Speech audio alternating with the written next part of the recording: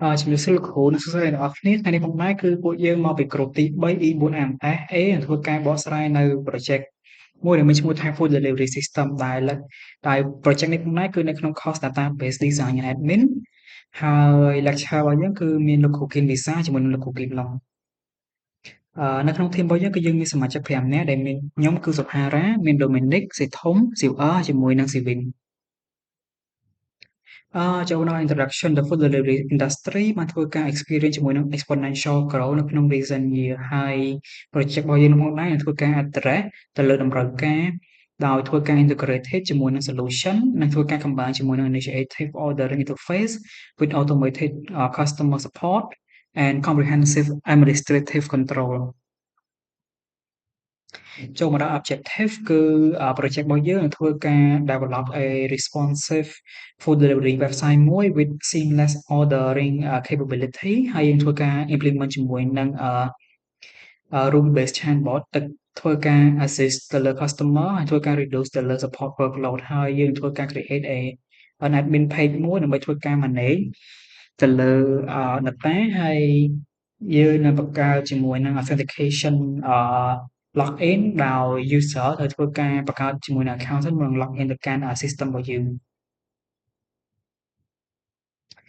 ចូលមកដល់ចំណុចបន្ទាប់គឺចំពោះ tool គឺ tool គឺចំពោះ front end គឺយើងប្រើ HTML និង CSS ដើម្បីសរសេរទៅលើ input ហើយជាមួយនឹង design ឲ្យវា interactive ហើយចំពោះ JavaScript វិញយើងសរសេរទៅលើប្រភេទ responsive ផ្សេងៗហើយជាមួយនឹងធ្វើការ send ទៅកាន់ back end ហើយចំពោះ back end របស់យើងវិញគឺយើងមាន2 version ដោយ version មួយគឺយើងប្រើ Flash server ហើយ store data នៅក្នុង SQLite ហើយនិង version មួយទៀតរបស់យើងគឺយើងប្រើ Node.js Express ហើយយើង store data នៅក្នុងសារ PHP ហើយចំពោះ entity relationship diagram របស់យើង database របស់យើងគឺយើងមាន5 table ដែលយើងមានដូចជា user table order item table contact table ហើយជាមួយនឹង login table ពីមុននៅចន្លោះខែ4ហ្នឹងគឺយើងមានតែ4 table ទេហើយចំពោះ register user table ហ្នឹងយើងនឹងតែបញ្ចូលនៅពេលហ្នឹងដែរដោយសារតែពីមុនហ្នឹងគឺដោយសារតែ login របស់យើងជាប្រភេទ dummy អញ្ចឹងទៅយើងបង្កើត table ហ្នឹងឡើងដើម្បីឲ្យ user ធ្វើការ create account សិនហើយ login ជាមួយនឹង create account ទៅបានធ្វើការ access ទៅកាន់ system យើងครับតែបើសិនជាគាត់បានបង្កើត account ហើយគាត់គ្រាន់តែយក account ដែលគាត់បង្កើតហើយពីមុនហ្នឹងយកមក login មកក៏បានដែរហើយនេះគឺជា diagram the whole system របស់យើងហ្មងគឺយើងមាន food delivery system យើងមាន chatbot system យើងមាន admin system ឲ្យវា separate ហើយជាមួយនឹង database ហើយចំពោះ admin system ហ្នឹងវាធ្វើការ fetch data ពី back end មកដើម្បីឲ្យ admin មានសិទ្ធិនៅក្នុងការ manage modify data របស់ user ហ្នឹងហើយចំពោះ chatbot វិញគឺវា integrated នៅក្នុង food delivery system ហ្នឹងយកហ្មងហើយបើសិនជា user គាត់ request ជាមួយនឹងitem ផ្សេងៗគឺ chatbot នឹងធ្វើការ send data ទៅកាន់ shopping cart ហើយចំពោះ food delivery system គឺបើសិនជា user គាត់ proceed to management to payment គឺវាធ្វើការ send data ទៅកាន់ back end ហើយចូលមកដល់ចំណុចបន្ទាប់គឺ food delivery system food delivery system វាគឺជា comprehensive module មួយដែលធ្វើការ handle ទៅលើ entire order life cycle from menu browsing to order fulfillment it integrated with the database to manage restaurant menu order delivery and payment ចូលមកដល់ចំណុចបន្ទាប់គឺយើង key component គឺយើងមានដូចជាទី1គឺ manage ទៅលើ restaurant ordering item manage ទៅលើ menu ordering processing delivery tracking or client delivery tracking ហ្នឹងគឺយើងធ្វើអត់ទាន់បានទេគឺយើងនៅតែឲ្យ user ធ្វើការ input ជាមួយនឹងទីតាំងរបស់គាត់ដដែលទេហើយចូលមកដល់ចំណុចបន្ទាប់គឺ workflow នេះគឺជា workflow របស់ food delivery system ហ្នឹងគឺដំបូងឡើយគឺ customer ធ្វើការកម្មង់ item ឬក៏គាត់ធ្វើការទៅ menu ហើយ select នៅក្នុងហ្នឹងយកមកហើយបន្តមកទៀត item ហ្នឹងនឹងចូលទៅក្នុង shopping cart ហើយនៅពេលដែលយើង proceed to payment គឺវានឹង load ទៅកាន់payment page ហើយ user ទៅធ្វើការ input ជាមួយនឹង detail ហើយ detail ផ្សេងៗដូចជា email របស់គាត់ឬក៏អឺលេខទូរស័ព្ទរបស់គាត់ហើយ input ជាមួយនឹង location របស់គាត់ទៅហើយ proceed to payment ទៅ payment ហ្នឹងលើធ្វើការ load ទៅកាន់ database នៅ back end ហើយចូលមកដល់chatbot system របស់យើងគឺជាប្រភេទ RPC NLP rule based chatbot បានន័យថាយើងអត់បានធ្វើការ train chatbot របស់យើងទេគឺយើង fix data នៅក្នុងហ្នឹងយកហ្មងបានន័យថាអឺបានន័យថា we are only able to handle respond ដែលពាក់ព័ន្ធជាមួយនឹង system របស់យើងទេហើយ chatbot របស់យើងអាចធ្វើការ handle បានទាំងអក្សរខ្មែរនិងអក្សរអង់គ្លេសហើយវាក៏អាច handle ជាមួយនឹង emoji ផងដែរហើយយើងក៏បាន input ជាមួយនឹង quick suggestion នៅក្នុងហ្នឹងផងដែរដើម្បីឲ្យ user ងាយស្រួលនៅក្នុងការ select ទៅលើ information ណាមួយទៅឲ្យ chatbot respond មកហើយ chatbot របស់យើងហ្នឹងក៏បានធ្វើការ log នៅ record របស់ user ហ្នឹងនៅក្នុង server terminal ផងដែរនេះគឺជា architecture របស់ chatbot របស់យើងដែលយើងមានដូចជាទី1គឺយើងត្រូវ understand ថាអីជា RPC ឬក៏ remote procedure call ហ្នឹងវាគឺជា protocol មួយដែល allow ឲ្យ program ធ្វើការ execute a procedure on another computer ឬក៏ server as if it were a local function call ហើយ flow វិញគឺដំបូងឡើយគឺ client send request ពី chatbot UI មកហើយ server receive request មួយហ្នឹងហើយបន្តមកទៀត server នឹងធ្វើការ process client request មួយហ្នឹងហើយនឹងធ្វើការ send response ទៅកាន់ client វិញហើយក៏យើងក៏មានទាក់ទងជាមួយនឹង version មួយទៀតផងដែរដែល run ទៅលើ terminal ទេបានន័យថា client run នៅលើ terminal server ក៏ run នៅលើ terminal ហើយវា communicate គ្នានៅក្នុងហ្នឹងទៅហើយនេះគឺជា system workflow របស់ chatbot គឺខ្ញុំអត់ detail ទេហើយចូលមកដល់ចំណុចមួយទៀតគឺ admin control system admin system ផងដែរគឺវា provide a comprehensive control over the entire platform ដែលរួមបញ្ចូលទាំង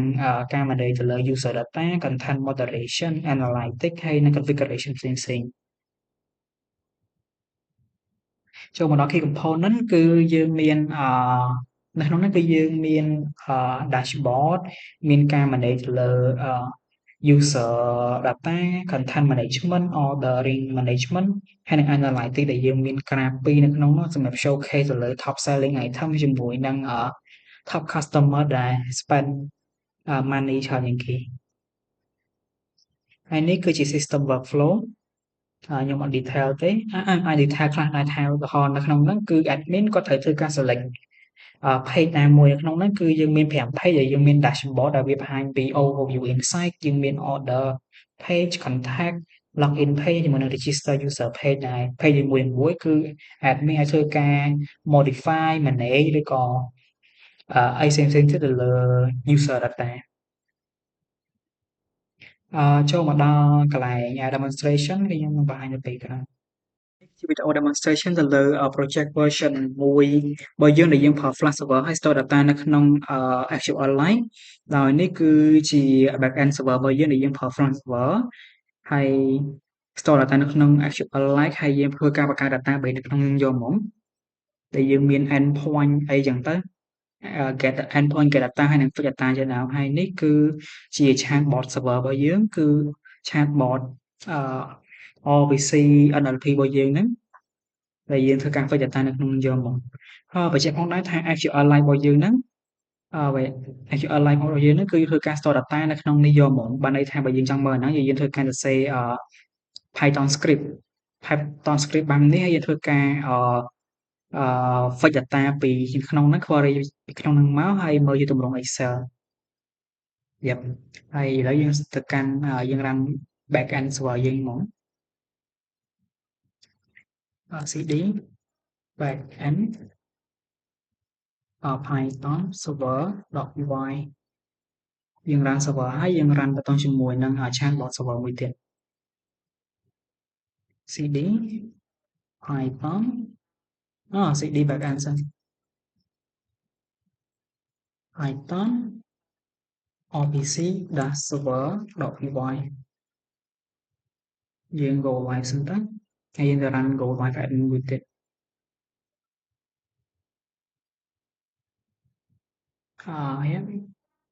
យើង run server ហើយ admin ខូចបាត់ហើយនេះគឺ admin page របស់យើងដំបូងគឺកន្លែងនេះគឺយើងអត់ទាន់ដល់ទេគឺយើងត្រូវនៅកន្លែង about shop សិនហើយនេះគឺជា detail របស់ shop របស់យើងអំពីបង្ហាញអំពី story របស់យើង mission របស់យើងហើយនិង vision របស់យើងដែលយើងមើលទៅថ្ងៃអនាគតហើយនឹងវាបង្ហាញចំណុចផ្សេងៗហើយនេះគឺបង្ហាញអំពី location របស់សាលារបស់យើង ហើយជាមួយនឹងទិន្នន័យផ្សេងៗហើយបន្តមកទៀតយើងត្រូវធ្វើការទៅ register account ដោយយើងអាចធ្វើការ log in directly បើសិនជាយើងមាន account ហើយប៉ុន្តែបើសិនជាយើងអត់ទាន់មាន account ទេគឺយើងត្រូវ register សិនឧទាហរណ៍ឥឡូវយើង demo សិនយើង demo សិនហើយកុំឲ្យជាន់ account គ្នាហើយនេះមានអស់ហើយយើងយកឈ្មោះអឺ let's say មើលសិនណាគេណោះយកបុណ្យខ្លឹមហើយថា say bonklem@gmail.com ហើយ phone number យើងចូលដាក់ទៅហើយ password ថា1 2 3 4 5បន្តបើមែនទេកន្លែង password ហ្នឹងយើងដាក់ត្រូវ complete បន្តិចហើយនេះយើងគ្រាន់ជា demo យើងវាអត់សូវអីយើង set date យើងបង្កើត account ទៅហើយយើងមកមើល account គឺយើង refresh ហ្នឹងចូលហើយបុណ្យខ្លឹមហើយយើងយក account ហ្នឹងបើនេះខ្ញុំយក account ខ្ញុំហ្មងព្រោះខ្ញុំមាន data ស្រាប់យក account Parajay on ហើយយើងមើល password យើងយក password ទៅ1 2 5កន្លែងហ្នឹងបានន័យថាបើសិនជា client គាត់ភ្លេចpassword គាត់អាច contact ទៅកាន់ admin បានព្រោះ admin គាត់អាច manage បានអានេះគឺ home page របស់យើងហើយនៅក្នុង home page ហ្នឹងគឺយើងឃើញទិន្នន័យប៉ុណ្ណឹងគឺយើងមាន category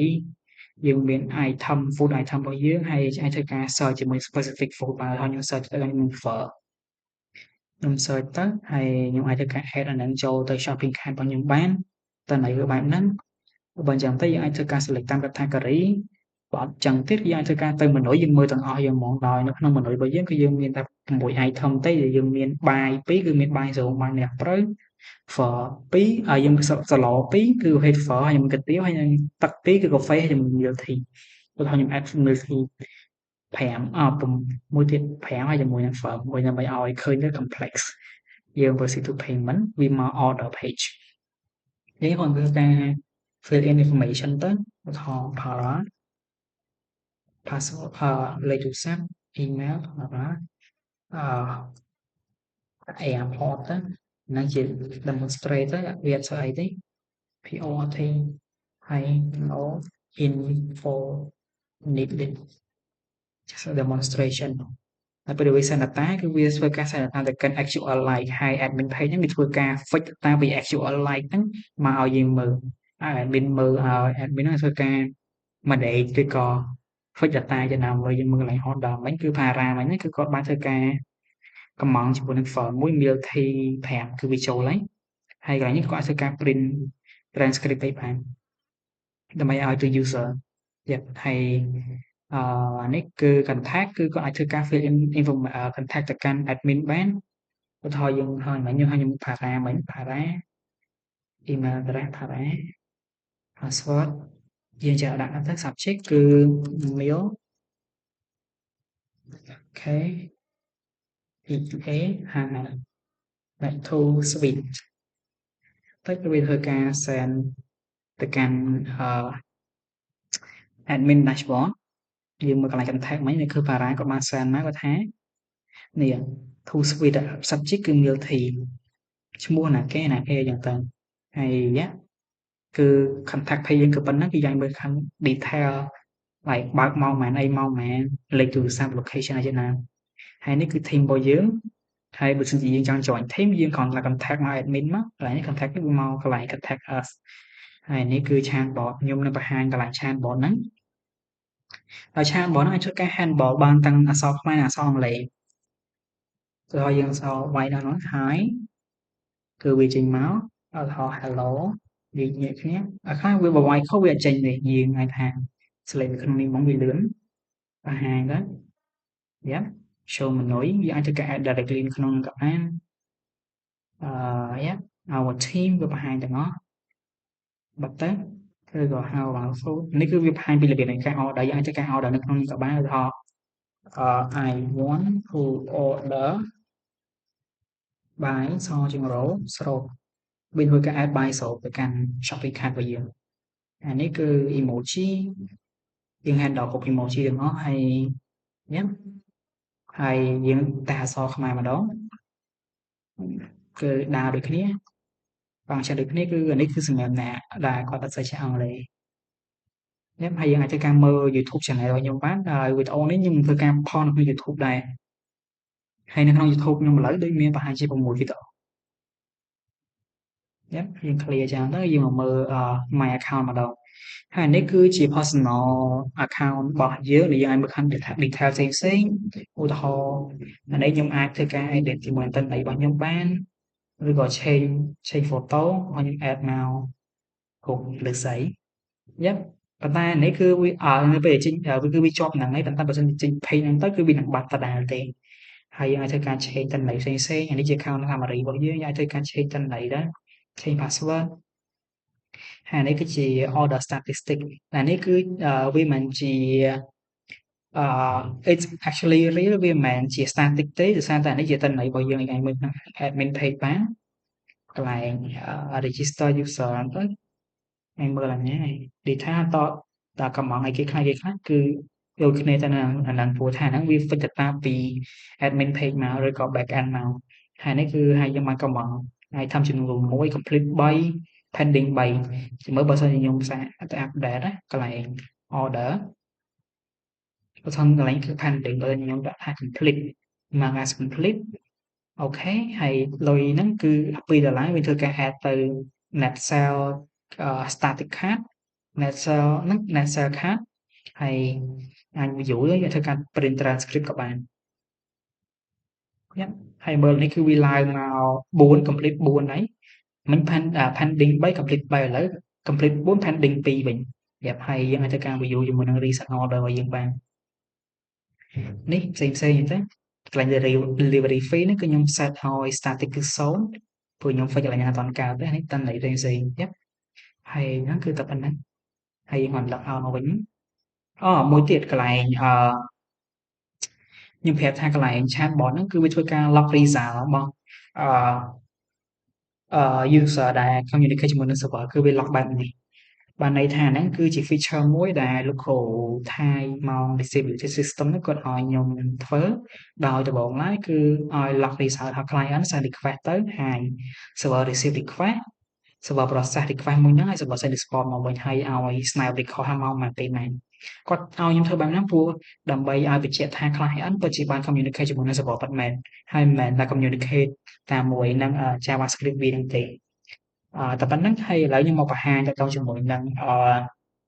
client terminal ជាមួយនឹង server terminal គឺយើងអត់ប្រើ UI ទេយើងរកអក្សរអង់គ្លេសសិននេះ comment prompt ហើយយើង split terminal ទៅយើង copy path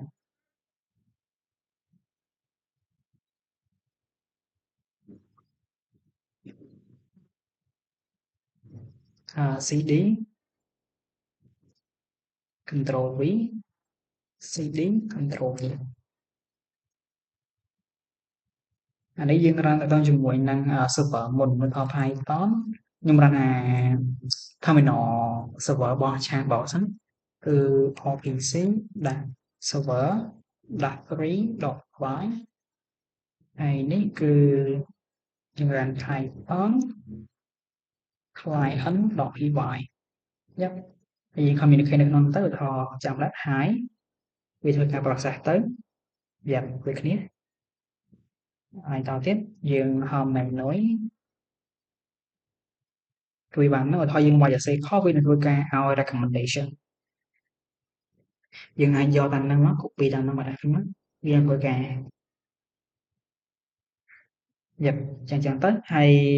បើយើងចង់ដូរអក្សរខ្មែរក៏បានដែរយើងមកអក្សរខ្មែរទៅវាដូរទៅអក្សរខ្មែរបាទផ្លាស់ដូរទៅអក្សរខ្មែរហើយយើងវាយខុសហើយយើងវាយអក្សរខ្មែរហើយយើងគាត់ copy ពីហ្នឹងមកដាក់វិញមកបាទឬក៏យើងវាយខ្លួនឯងផ្ទាល់ក៏បានដែរ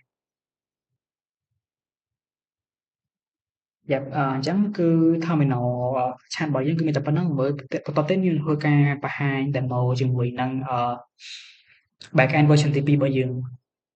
កន្លែងនេះគឺយើងមក demo ជាមួយនឹងfood delivery system version 2របស់យើងដែលយើងប្រើ back end Node.js ហើយយើង store data នៅក្នុងផ្សារ PHP យើងមកកាន់នេះយើងដំបូងគឺយើងត្រូវ run តាក់ទងជាមួយនឹង SAM សិន Apache ហើយ run on MySQL ហើយយើងបើកវាសិនចាំឲ្យវា load បន្តិចសិនហើយនេះគឺយើង delete system yeah ហើយយើងមក run ជាមួយនឹងbackend កន្លែងនេះគឺ backend របស់យើងដោយសារតែយើងប្រើ Node.js គឺវាអត់សូវ support ជាមួយនឹង PowerShell ទេយើងប្រើ command prompt ដាក់ទៅ cd backend npm start ខ្ញុំអត់ run ជាមួយនឹងchatbot server ទេដោយសារខ្ញុំបាន demo ហើយណាមួយ chatbot server ហ្នឹងក៏នៅតែដូចគ្នាជាមួយនឹងអាចាស់ដែរហើយខ្ញុំគ្រាន់បញ្ជាក់ថានេះគឺយើងបានប្រើជាមួយនឹងបានបង្កើត backend 2 version យើង go live មួយហើយមួយទៀតគឺយើងទៅ admin page យ៉ាប់ហើយយើងគឺដើរដូចគ្នាយើងអត់ចាំបាច់នេះទេយើងចូលមកកំងមកយើងតេស្តហ្មងវាមិនដែរយើងបិទសិនដល់ menu ឧទាហរណ៍យើង add បាយម្រះព្រៅ5 4 6ចានហើយវាទៅអត់នេះ proceed to payment ដោយសារ account ខ្ញុំ log in ហើយគឺ account Para ហ្នឹងយើងមើល menu យើងមើលកន្លែង order មិញ Para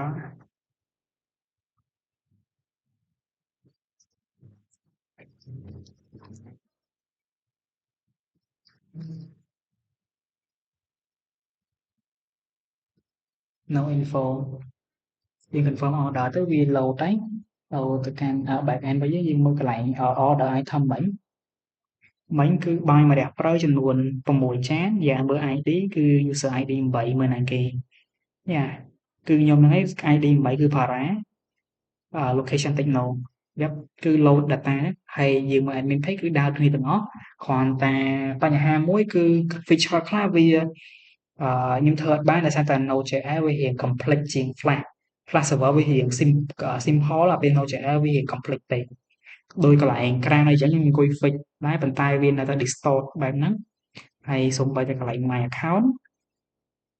វាអត់ load ទេបែបបញ្ហាបញ្ហាកន្លែងនេះមួយទៀតពីមុន load តែឥឡូវវាអត់ load so yeah feature ពេលខ្លះគឺមានបញ្ហាបែបហ្នឹងយើង start មើលម្ដងទៀតយើងសាក log out ហើយយើង log in ម្ដងទៀតកន្លែងមិនដើរហើយយើងយក account ផ្សេងយក account តែយក account សុดท้าย log in ហើយ register account សុดท้าย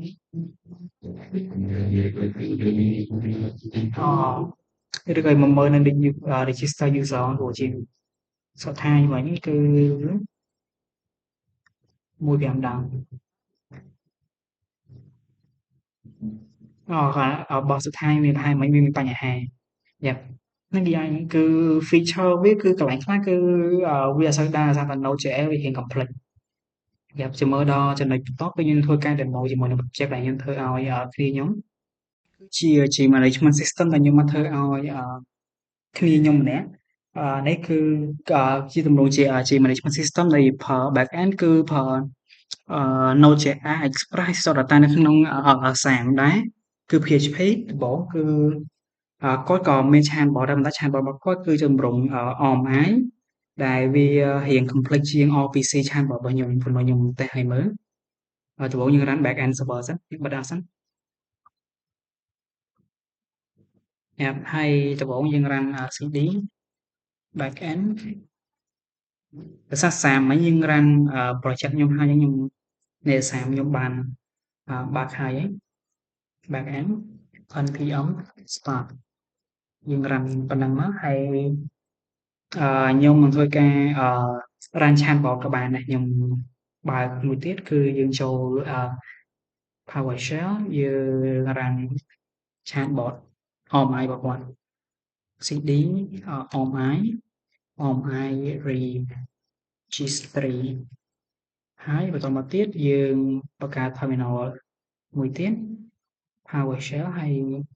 យើង run ហ្នឹងយើង run split terminal ហ្មងហើយមួយគឺយើង cd ARM-i cd ARM-i ហើយដំបូងគឺយើង run chatbot server Java Chatbot Server ហើយមួយទៀតយើង run bridge ដោយសារតែ OpenAI គឺវាអត់អាចធ្វើការ communicate ជាមួយនឹងJavaScript បានទេដោយសារតែ OpenAI គឺវា Java អញ្ចឹងទៅវាអាចធ្វើការ communicate ជាមួយនឹង JavaScript បានហើយអញ្ចឹងបានតម្រូវឲ្យយើងបង្កើត bridge មួយជាទម្រង់ HTTP Core ដើម្បីឲ្យវា communicate ឆ្លងកាត់គ្នាអានេះខ្ញុំ run chatbot server ហើយយើង run bridge HTTP DGE bridge យ៉ាប់ប៉ុណ្ណឹងហើយយើង go live ទៅហើយយើងអាច go live ជាមួយនឹង admin page របស់អឺនេះផងដែរនេះគឺជា admin page របស់ G management system ហើយយើងធ្វើនេះសិននេះគឺខ្ញុំ go through លឿនហ្មងនេះគឺសាមញ្ញទេធម្មតាតើន័យផ្សេងៗនេះគឺជា membership យើងអាចធ្វើការ add to cart ដំបូងឡើយក៏ពិតយើងត្រូវ log out សិនយើងត្រូវយើងមាន authentication log in ណាគឺដូចតែនឹងអាចារ្យណាយើងមកមើលអញមកមើលកន្លែង admin សិនកន្លែងមើលmember ហើយមើល detail ចូលថ្ងៃណាយ៉ាប់ view detail អត់កាន់where do we look at it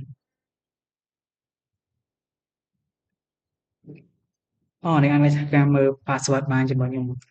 មកយកពីនេះទៅ member នេះ password នាងឲ្យខ្ញុំយក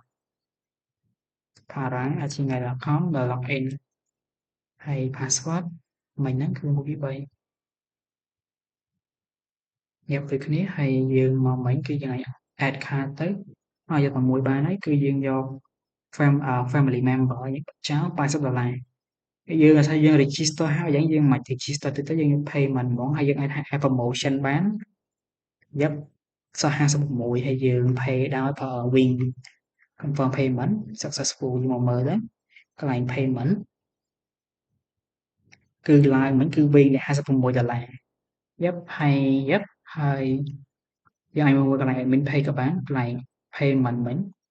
គឺ$56ច័ន្ទសុផារ៉ា one item យើងមើលទៅគឺវិញមិញហ្នឹងគឺ$56ណាគឺវាបានហ្នឹង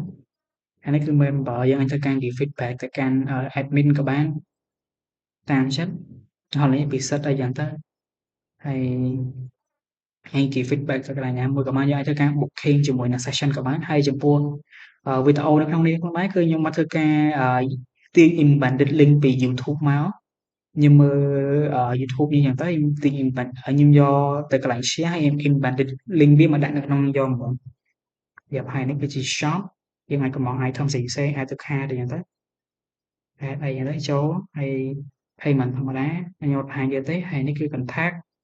ហើយ log in log out ហើយនេះគឺ my account កន្លែង my account ហ្នឹងវារៀង static ច្រើនលើកន្លែង image ហ្នឹងគឺខ្ញុំដាក់វា static នៅក្នុងនេះវាយកហ្មងគឺយើងអាចធ្វើការchange កើតទេសូម្បីតែកន្លែង workout hour ឬ gallery ហ្នឹងក៏វាជា static ដែរហើយ membership detail ហ្នឹងក៏វា static ដែរហើយខ្ញុំអត់ច្បាស់ថាកន្លែង edit profile គឺ edit បានអត់គឺអត់ទាន់ហ្នឹងទេហើយកន្លែង change password ក៏អត់ទាន់ហ្នឹងដែរចូលមកកាន់ chatbot គឺស្រដៀងទៅនឹងរបស់ខ្ញុំដែរគឺអាចធ្វើការ handle feature ផ្សេងៗដូចហាអញ្ចឹងដូចគ្នាប៉ុន្តែនេះគឺអាចធ្វើការ handle ជាមួយនឹង payment អីទេតើន័យផ្សេងៗហ្នឹងទៅយើងអាច add emoji ក៏បានគឺដូចគ្នាပဲបើព្រោះថាខ្ញុំយក framework ពីនោះមកដែរទេយើងអាច clear ច្រើនទៅហើយឬក៏ handle អក្សរខ្មែរណាហើយប៉ុណ្ណឹងហើយវាដូចរបស់ខ្ញុំដែរហើយវាធ្វើការ snap result នៅក្នុងផងដែរប៉ុន្តែកន្លែងអក្សរខ្មែរវាចេញសញ្ញាសួរដោយសារតែ Java វាអត់ support ជាមួយនឹងអក្សរខ្មែរទេចឹងទៅវាចេញសញ្ញាសួរបែបហ្នឹងហើយអស់ហើយដូចជាមានតែប៉ុណ្នេះទេហើយចូលមកដល់ conclusion ចូលមកដល់ conclusion គឺ project របស់យើងគឺបាន demonstrate ជាមួយនឹង viability of all in one full delivery ecosystem balancing usability security and scalability ហើយដោយការអត្រាជាមួយនឹង current limitation ហើយ pursue ជាមួយនឹង future enhancement ពួកក្រុមរបស់យើងនឹងធ្វើការ improve food delivery system របស់យើងហ្នឹងឲ្យវាកាន់តែប្រសើរជាងនេះទៀតអញ្ចឹងសូមអរគុណលោកគ្រូ